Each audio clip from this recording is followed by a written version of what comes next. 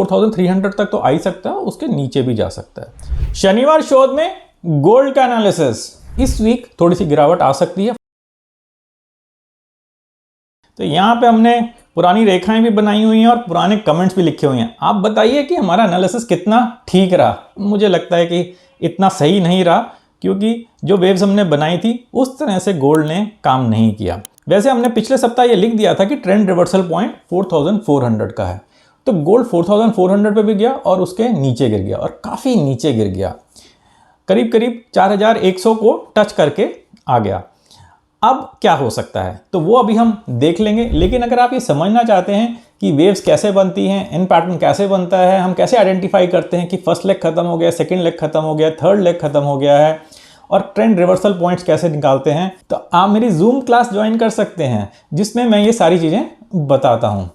तो स्क्रीन पे लिखे हुए नंबर पे मेरे को व्हाट्सएप कर दीजिए और मैं आपको कोर्स की सारी डिटेल्स भेज दूंगा। तो चलिए वापस आ जाते हैं और देख लेते हैं कि अभी का एनालिसिस क्या कह रहा है।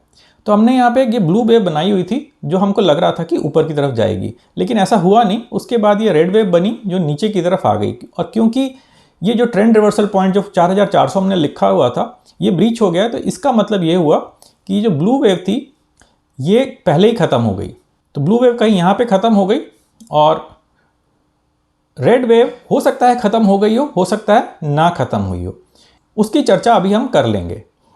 लेकिन ओवरऑल जो पैटर्न बन रहा है वो कुछ इस प्रकार से बन रहा है। यहाँ से एक वेव शुरू हुई है, ये नीचे की तरफ आई, ये ऊपर की तरफ गई और ये अब यहाँ पे नीचे की तरफ आई। तो इसको मैं ऑरेंज कलर दे देता हूँ ताकि हम डिस्टिंग्विश कर पाएँ। तो ऑरेंज वेव एक बड़ी वेव है, उसके अंदर ये ब्लू वेव है और ब्लू वेव के 3 लेग्स बने हुए हैं, और उसके बाद ये रेड वेव है जिसके भी 3 लेग्स बने हुए हैं। अगर ये रेड वेव ख़त्म हो जाती है तो हम बोलेंगे कि ऑरेंज वेव भी ख़त्म हो गई है और उसके बाद प्राइस ऊपर चल सकता है। लेकिन अगर रेड वेव ख़त्म नहीं हुई है तो हो सकता है कि प्राइस और नीचे आ जाए। तो यहाँ पे जो हम एनालिसिस कर रहे हैं उसमें मेरी गोल्ड को खरीदने या बेचने की कोई राय नहीं है। तो अगर आप कुछ ट्रेड लेना चाहते हैं तो आप खुद ही सीखिए और खुद ही ट्रेड लीजिए।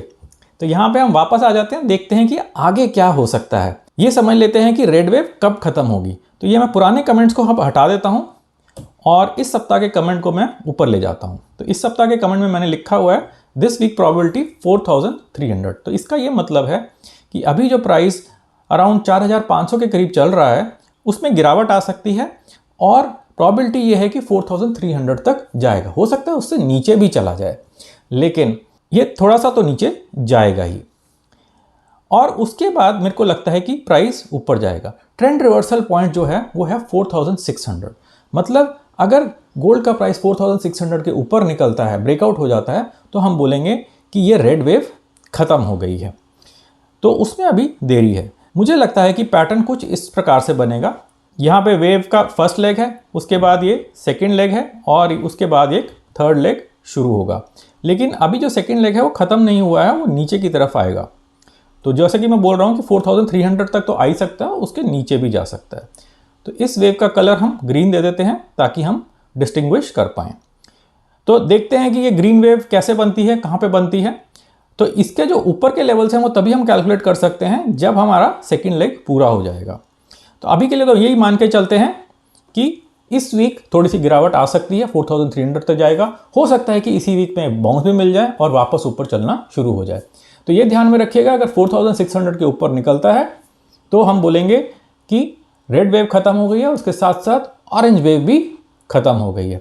तो मुझे बताइए कि आपको ये एनालिसिस कैसा लगा। अगर पसंद आया है तो एक जोर से थम्स अप दीजिए और इस वीडियो को अधिक से अधिक शेयर करिए।